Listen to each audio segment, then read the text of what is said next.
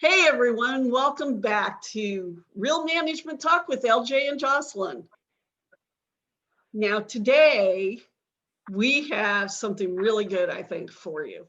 So we've been talking, sometimes we actually talk off camera just a little bit before we start talking with you all. So I see LJ, you've got your TraderTV.live t-shirt on today. All right. It's a Friday, so there's no trading. There's no real trading that takes place on Fridays except for sales. But it's just my way of saying thank you to Trader TV Live for being an exceptional trading community. Right. But happy Friday! Friday, yay! It's a little rainy today here, but it's still warm. So I'm very thankful for that. But I was thinking to myself, it's been so long since I've been in actual 4 seasons that I was looking at my wardrobe, just so I know here, and realized that, I'm in real short supply of sweatshirts and hoodies and other things that normally get you through late fall and winter. Like, oh, that's right. It's fall on the East Coast, so it's actually going to be fall. Yeah. Hey, don't forget your cherry blossoms. Yeah, I'm thinking at this point, just, I know the weather may not be all that hospitable right now to cherry blossoms, but if I've learned anything from Japan and from just those awesome trips back and forth to DC, the cherry blossoms, they mean so much symbolically, thinking about mortality and thinking about, saying rest in peace, rest in eternal peace to all that we've lost, all the people that we have lost recently a consequence to the pandemic and beyond, right? To battles and wars and all that. So you have that sort of symbolic significance of the cherry blossom. But then the other thing is that they're just beautiful. Even if you get fake cherry blossoms that you plant, it's just beautiful to see those little, beautiful petals, and it's just a reminder of mortality and to not take anything for granted in life. Well, I think that's awesome. Yeah, I'm picturing them in my head, right? Now I can't. Fall's actually my favorite time of the year, but I'm really actually looking forward to spring this year when I can drive just a little bit further north and see cherry blossoms everywhere. I mean, because I've actually never been able to see them in person. I've never been back in this part of the country in the spring for whatever reason. I mean, I think one time when I was in college, long time ago, I went to DC, but I want to say that it was too late in the season to really see, that glorious. So I am really looking forward to that. But I think that a little over 7 years and pretty warm weather most of the time kind of ruined me. There's really one coat that you would call more the spring coat or the fall coat, and there's literally one pair of footy pajamas left. I mean, Wow. That's it. So I'm looking at my wardrobe and I'm like, all right, well, yeah, this winter ought to be interesting, right? Yep, layers and layers and layers and layers. Yeah. We're going to be recording this at some point. You're going to be like, Jocelyn, I can't see you. Like, have you put on weight? Yeah. No, I've put on linen. Right. But, thinking about the cherry blossoms, the conversation that we were having, which I think we should, continue, really that's a good analogy for even that conversation, because how, and to let you as the audience know, we were talking about just different things around how we think and like that. And, what the cherry blossoms really made me think of is how often do we let's just start with this. How often do we sometimes decide that we're going to give up as business owners? Or even our board decides can give up. It's too much trouble. It's too much pain. It's too much, I don't know. Too much, too much. Yeah. I mean, It's true. I mean, everything has, I think that, once you get older is when you start to really sort of understand, when you've heard all your grandparents and your great grandparents say that everything has to come to an end. You realize that as you get older, because mortality becomes a thing that's on your mind. You're thinking about, okay, I'm in my 30s, I'm in my 40s, I don't have children yet, I'm not married, I don't have a house. You start thinking about all these things that once you get into your old age, you want to be comfortable because you've already gone through, having the, young kids running around and driving you crazy, and, trying to get to know your spouse, and, right, and trying to build generational wealth. So I think that you see this all the time, especially with nonprofits that have these really, remember we talked about these autocratic leaders, and, a lot of this tension, a lot of conflict. You start to see a lot of people who are like, you know what, I don't know if I want to do this anymore. I don't know if I should do this anymore, right? And I think that it's fair for us to go through that cycle and to go through that process, understanding that good things come to an end just like bad things need to. right. Good things and bad things have to come to an end. And I think once we get comfortable with that, we can then say, you know what, just because this ends doesn't mean that I can't pick it back up later on. Maybe, I take a break from this. Maybe I go grieve a loss. Maybe I just, go and get clarity on something that happened that really sort of traumatized me or made me feel, ways that I never want to feel again. Maybe I take a step back and say, you know what, hey, I can't deal with you all for a while, but that doesn't mean forever. And that's okay. A start and an end is okay. And that's why I run a project management business, because we love clear starts and finishes. We live for clear starts and finishes. This is true. It lets us know if we're doing well, but it also lets us know, if what we're doing matters. Does it bring you value? And I think that's how it is for all of us, is we're always trying to create value wherever we are and whatever we're doing. And if you don't have some sort of take comfort in understanding that, not all good things last, then I think that you're, definitely going to struggle as an entrepreneur, because that's literally, Jocelyn and I can tell you, that's the story of our lives. A lot of what we wish we could continue to do in perpetuity, it doesn't match our lifestyle now. Maybe the leadership over those organizations has changed, and, they're not willing to pay us at the frequency or at the rate that we, know it's going to require for us to be able to do this work, and not have to, go and work on other things to try to make up for the money that we're not getting from that thing that we like to do. So, I mean, there's a lot that goes into this conversation of mortality, but I think people have to start to get comfortable really ultimately with death. Well, you're absolutely right, because everything, I mean, everything on the planet has a life cycle, whether it's naturally made, it's just part of the planet and we don't know quite how, or, even if we built a house, I mean, everything has a life cycle. At some point, it comes to an end, and that really makes a difference when we accept that, because it lets us manage our businesses better. It lets us project our businesses better. If you're planners and project managers and stuff, like we are, there's comfort sometimes in knowing that, I gotta be honest, something's coming to an end, or whatever the length of duration will be. But there's also another side, I think, as entrepreneurs, and something sometimes that we don't always acknowledge as well. So for instance, like when we're not really good at something, or we're not good yet at something. So like at this immediate moment in time, we might not be good at something.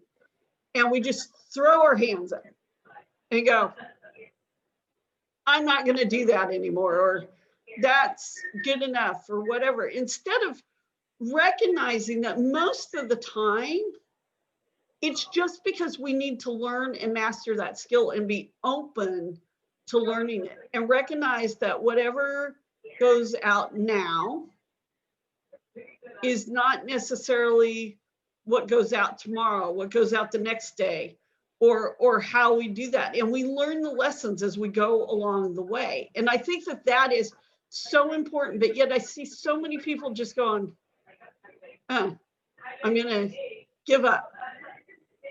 And, I mean, if you guys have listened to us for a while, you would know, I mean, LJ and I, we're human too. So we're not going to tell you that emotionally, there's probably not times we're going, I'm going to give up. I mean,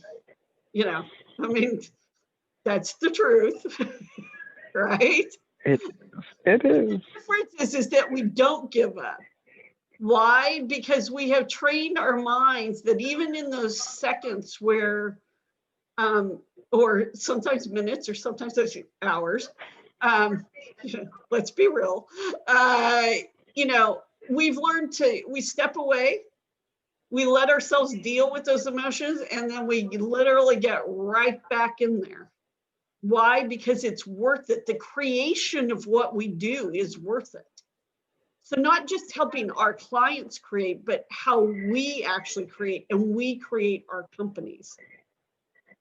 That it's worth the risk. It's worth the climb. It's worth learning new skills. It's worth learning how to improve upon something that maybe you're going like, well, I do that really well. And then you recognize, which in a later episode, we'll talk about like what I've recently recognized, but we won't right at the minute moment. But what I'm getting at is that's for a later episode. But you recognize that really it's a skill that you actually need to improve upon. Mm-hmm. And it's not a failure on your part, and it has absolutely nothing to do with your self-worth or your worth in the marketplace or anything else.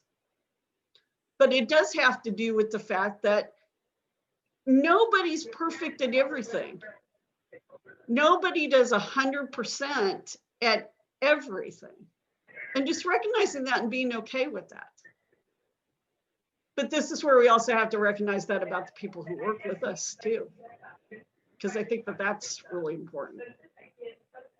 It's true. That's why it's so important to invest in, professional development. If you have a nonprofit organization and I look at your budget and I don't see any monies in under your expenses for professional development, training, continuing ed opportunities, you're doing yourself and your staff and your volunteers and your board a huge disservice because, to be honest with you, and Jocelyn already knows what I'm about to say because we already had this conversation, and I think we always have it because it's so relevant and it's so necessary for people to really understand.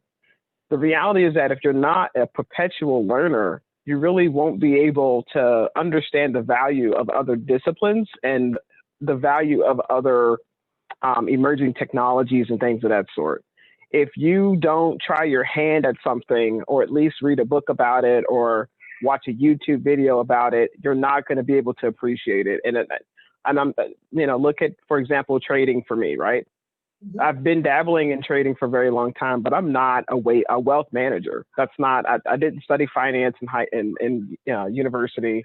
I'm definitely not occupationally in anything finance, right? My stuff is mostly IT and project management. So the reality for me is that me being a trader predisposes me, I think, to more success with my portfolio because I know what to look for when I do hire my wealth managers. I know the kind of questions to ask to say, hey, can we leverage these types of products over these types of products?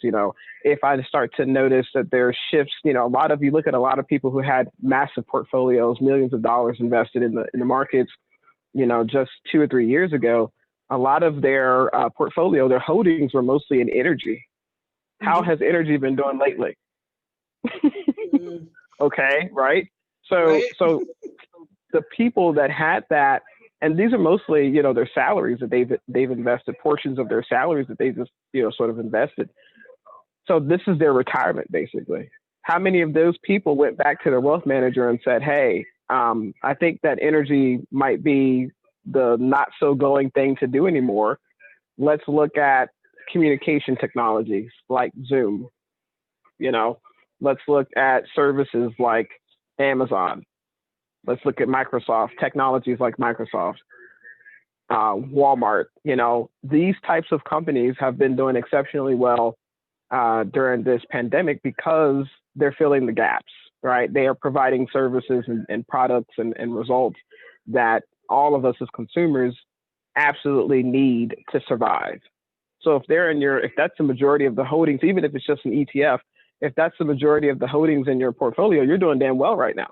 Mm-hmm. Okay. Now, but that's what I'm talking about is as a trader, I can appreciate that. I can appreciate that pivot that the wealth manager made, well in advance before energy stocks started to tank. I can appreciate that move because I understand from a trading perspective that that's not an easy call. And that's also not something that's like obvious to point out if you're not familiar with options trading and futures, right? Right. So again, being a perpetual learner puts you in the position to sort of what we like to call COVID proof or future proof your operations and your business. You want to be able to future proof it as much as possible because you know that the future is going to have occupations and demands that we're totally unprepared for right now. We don't even know what it's going to look like, right? It's a completely different way of thinking, a different world altogether. But there are certain bottom line things about conducting business that we know are really not going to change fundamentally. And a lot of that begins with what do you have to sell and how are you going to get it to the market? Mm-hmm. As a perpetual learner, you've got to know emerging technologies. Why? Because you're trying to get visible and stay visible. The way to do that is to know what technologies exist and how you can leverage those to your advantage. That's what it's all about at the end of the day, right? Exactly. So I think that that's part of the conversation too, is like, okay, how do I avoid just basically becoming mundane or just becoming obsolete? You have to be a perpetual learner, period. Yeah. No, I 100% agree with you on having to be that perpetual learner. It's so important. And when we decide that we're not going to be, it causes issues.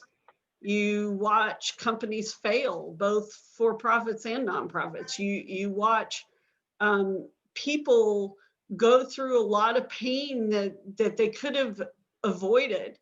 And I think if this year in particular, the year that we're recording this in, 2020, in case somebody's listening to this in 2023, which hopefully y'all are. But at any rate, this year, if there is any lesson that anybody takes out of it, whether it's on the personal side or the business side, I would say is that you need to learn and be aware so that you're prepared as much as you can be. Now, there's no way we could all prepared for what happened, not just here in this country, but like globally. I mean, sometimes I think we should have just gone and put arbitrary bets in Vegas on this thing because we would have made us. Because like this whole year is like something out of some sci-fi movie or something. I mean, like so much stuff keeps happening in such of a way that it's getting to the point that I don't know about you, but I know me. I just kind of look at it and go, mm-hmm. I mean, come on, Seems Jocelyn. about right. You had the National Basketball Association, the NBA, literally put all of their players into a bubble in Miami, Orlando, Florida, and Disney so that they can carry out this entire season. I mean, come on, if that's not sci-fi, I don't know what is. Yeah, I mean, it's craziness, right? It's like we And all it need to works. be in the biosphere or something, right? I mean, it's like, They're controlling the weather. That's what's happening. yeah, I don't know. You know, it's yeah, Or I should say climate, because there's a the climate. Yeah, that's a whole nother thing that, you know, probably is not appropriate for this podcast no. with what we're I'm trying to talking achieve. about no. We're talking climate and weather from a scientific Oh, perspective from a only. scientific, yes. Yes. Yes. Or we're all, I'm really about to really date myself here, like really, really date myself here. But I think it was Saint Elsewhere, the television show, years and years and years ago. And when they ended it, it was really this little boy who had autism looking at a snow globe of this hospital, that with this hospital in it, imagining this whole world that had gone on for, I don't know, 3, 5, 10 years. I don't even know how long it was on, but I just remember seeing the last episode because it was very popular at the time, and how, you know, really it was just this one little speck. And so sometimes I wonder, are we just in somebody's little snow globe with them imagining us all? kind of like The Sims, right? Or Sim City, where you got all those people. Someday we're going to have to talk about my gaming habit and my Legos habit. But yeah, Oh, that's exactly. right. Yes. Right? So it's you know, I think the moral of the story with this with me is to say to everybody who's listening, don't give up. Just sit back, take that pause, and recognize, even if it's something, and separate the emotion from what it is, and then say to yourself, is this really a skill? Maybe it's a hard skill that recently I've been having to work on a hard skill that I always thought I was good at, till I really started working with people who are really good at it. And I'm not even beating myself up about that. My point on it is that I had to recognize that no, to get good at it, or as good as I'm able to be, because we can talk about, you know, but John Maxwell says, we all have a lid, and there are certain things where our lid really only goes here and it's not going to go any higher. We got to hire those people who, you know, are better than us because we want to be here, you know. And there's certain things that, yeah, our lid's here right now, but if we just keep working at it with the learning, we get it up here, you know. So I'm committed to being, once I had that conversation with myself, I was committed to being the best that I could be by learning the skill and practicing it, because it's a hard skill. It's not something that we're born with. It's not something that people do every day either. So it's this, you know, there's a learning curve to it. And I think that was really, not even a learning curve, right? At that point, it's not even a learning curve, because learning curve implies that it's repetitive. Like, it's not a repetitive activity what you're doing, right? It's more about the law of diminishing returns. Mm-hmm. Because you said it perfectly. I mean, you know, Dr. Maxwell, what he's saying is, I mean, that's how true of a statement can it be? Because, you know, your capacity is your capacity. It's just like if you drink, you know, 1 cup of coffee at 9 o'clock in the morning, you know, you got to get to work, you do your thing, you drink another cup at 10:30, you drink a cup at 11:30. Are you going to be more productive and do better at that task? Probably not, right? No. That first cup was right where you needed it. That first cup of coffee was your lid. That's all you needed to get through the rest of that activity. But you just kept sipping it. And now the activity could have taken you 4 hours of the day. Now it's going to take you 12. Exactly. Yeah. The law of diminishing returns. It's brilliant.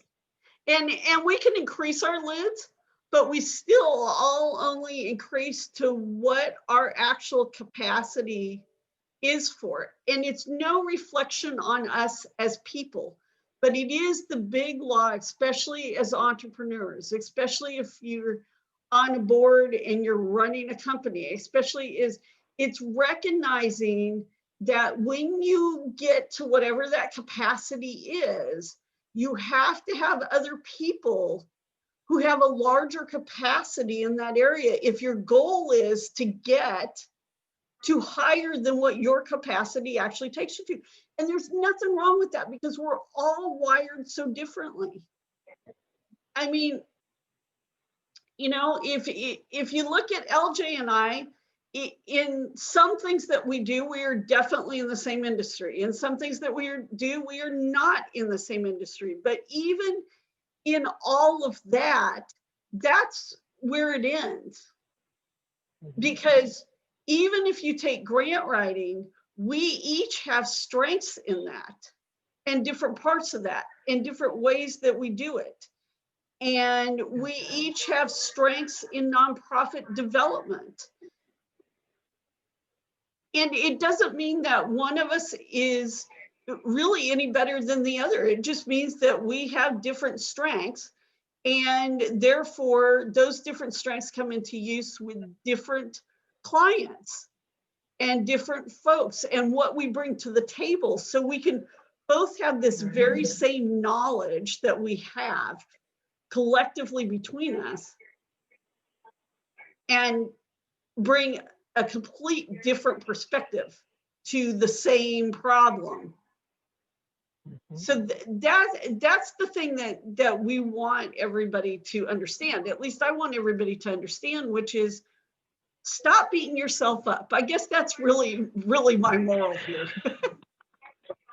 Stop it. Just stop. Get out of your head. Up. Yeah, get out of your head.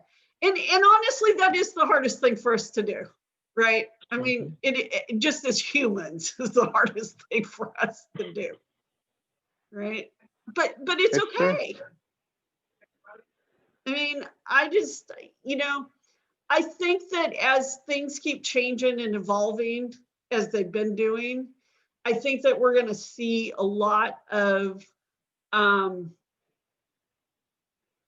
new wonderful things come out. We've already seen that, even though it's hard to see that in amongst all the smoke and chaos and everything else, you know, that people are seeing. Even right now, there are certain things that are coming out of this. You can see some things that emerge, some things that are emerging. You know, there might be a lot of unknown, but the biggest thing is just focus on the day you're on. Don't worry so much about the future. I mean, obviously there's some things like LJ was talking about with, you know, trading, understanding markets and stuff. Markets, so if we have the market discussion, because LJ and I don't have that too much together, but markets, so everybody understands, markets always look forward. They don't actually look back, and they actually project out. But, and sometimes they'll project 2 or 3 years out. I mean, you might not know that, but that's what happens. But we're talking about, you know, just project on now. That's the best way to navigate through chaos and through uncertainty. Just focus on the now and don't give up.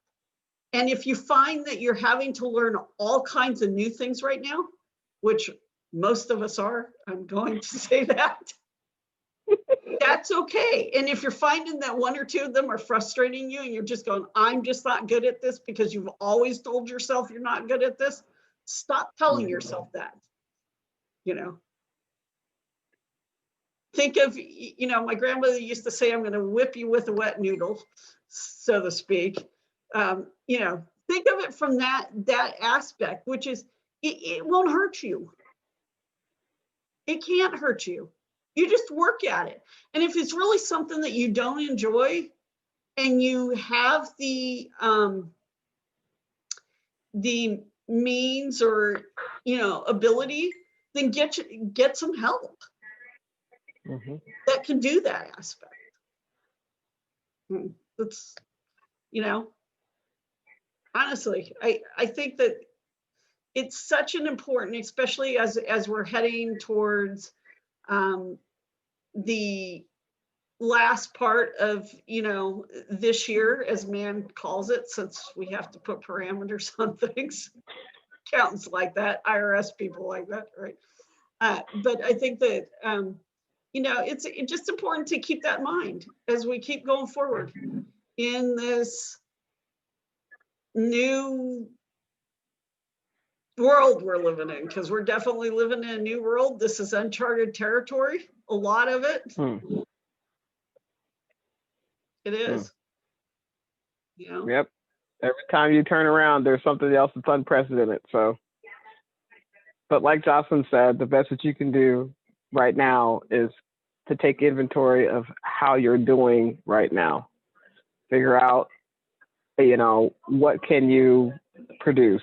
I try to, focus a lot of my time on producing. Producing is what brings me happiness and what makes me feel fulfilled. So that's where I like to spend a lot of my time, my thoughts, and my efforts and my energy. And that's what keeps me from, getting sad and feeling depressed. And, we've shared previously that I've lost some family members and some friends recently. But, like I said, if you're focusing your mind and your thoughts and your heart and your energy on producing, you are able to, take the time and grieve as you need to.